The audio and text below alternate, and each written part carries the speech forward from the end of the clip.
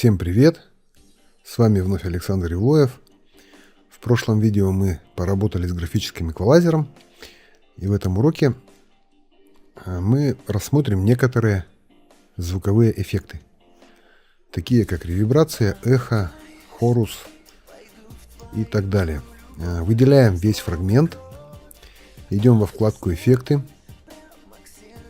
Эффекты задержки. Опять же хочу предупредить, чтобы вы не собирали все эффекты на свой звуковой трек, иначе потом будет просто каша. Студийная ревибрация. И здесь есть несколько пресетов. Если вы, скажем, пишете гитару, то выбираете гитар, эмп, верб, моно, либо стерео. Выбрав какой-то пресет, вы можете нажать кнопку «Просмотр» и прослушать его. Если вы, допустим, пишете голос, то можете выбрать вокал, ревибрация, медиум. И также просмотреть. Просматривайте, какой эффект вас устраивает, нажимаете кнопку «Ок». Итак, еще раз пройдем. Выделяете звуковой фрагмент, нажимаете вкладку «Эффекты», «Эффекты задержки».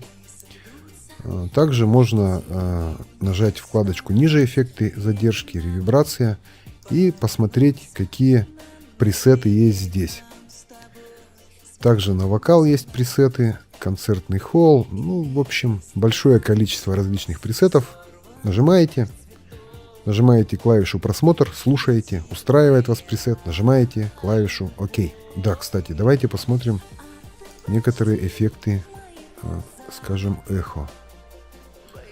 Опять же, эффекты задержки. Здесь вы можете выбрать быструю ревибрацию, задержку, мультизадержку, плавающий фильтр. Все это вы можете попробовать. К примеру, эхо. Выбираете какой-то пресет, нажимаете «Просмотр». Выбираете другой пресет, нажимаете «Просмотр».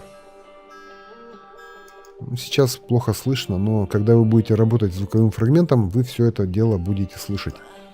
На этом видеоурок закончен. В следующем видео мы с вами расширим стереобазу нашей записи. С вами был Александр Ивлоев. Жду вас в следующем видеоуроке. Пока.